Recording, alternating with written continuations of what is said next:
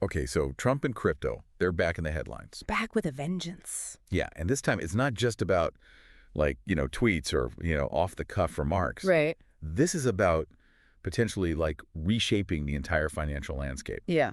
We're going deep today Deep dive. on some excerpts from this Turkish article.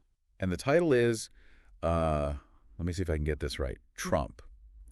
ABD, Crypto Strategic Reserve v. XRP Dahil Edelmezi. Okay. So we're going to unpack what is going on with Trump's crypto strategy, specifically his stance on Bitcoin, which seems to be kind of shifting, if you ask me. Yeah. And then this whole idea of a U.S. strategic crypto reserve. Uh-huh. Why should our listeners care about this? Well, I mean, it could have a ripple effect. Ripple effect. I like On the entire crypto market. Yeah. And this is like big stuff. This is big. And that, of course, means it could impact your portfolio. Exactly. So pay attention, listen up. I think what's really interesting here is how this parallels what we see with traditional strategic reserves. Okay. Like oil. Okay, yeah. Governments, they hold on to these things to stabilize prices. Right. They ensure access to essential resources during, like, emergencies. Yeah. Yeah. Like, we got to make sure we have enough oil if something crazy happens. Like keep the lights on. Exactly. But imagine applying that same logic to cryptocurrency. Right, like a safety net, but for the digital age. Yeah. But hold on a second. Let's rewind a little bit. Okay, yeah. Remember back at Bitcoin 2024 when Trump was he was talking about strategic national Bitcoin stock. Yeah. He seemed pretty, like, gung-ho. He was all in on Bitcoin. Yeah, like Bitcoin. So, Yeah. Now fast forward to this executive order, and all of a sudden we're talking about a broader digital asset stock. So what's the deal? What's with the change in language? Well, that's the key, right? That shift from Bitcoin to digital asset is really important. Yeah. It kind of suggests, like, maybe we're moving away from Bitcoin, just Bitcoin, Okay. toward a more diversified approach.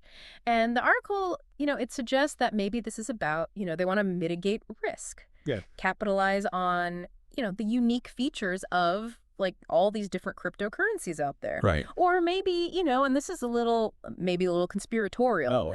but, exert greater control over the crypto market. It's interesting to think about. It's not like they're abandoning Bitcoin. No, not necessarily. But they're hedging their bets. Exactly. Hedging those bets. Okay, speaking of bets, let's talk about the specific cryptocurrencies that are included in this proposed reserve. Yeah. This is where things get really interesting. This is where it gets juicy. So, we've got altcoins in there, Okay. like Solana, Cardano, and those, offer a lot of functionality beyond just being a store of value like Bitcoin, right? Right. So that points to the strategic diversification. Okay. But the real head scratcher is XRP. XRP, yeah. Because Bitcoin is, it's like the OG, right? OG.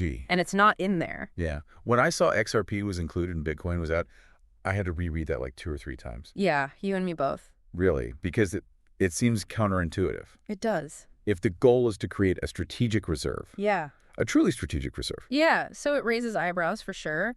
The article, it speculates that maybe this is tied to XRP's potential for, facilitating payments across borders. Okay. Its history of working with, institutions, financial institutions. So maybe the administration sees XRP as, kind of a more practical tool to achieve certain financial goals. Right, so it's like a tool in the toolbox. Exactly. But let's not forget, back in 24, Trump was saying, the government would hold 100% of its Bitcoin.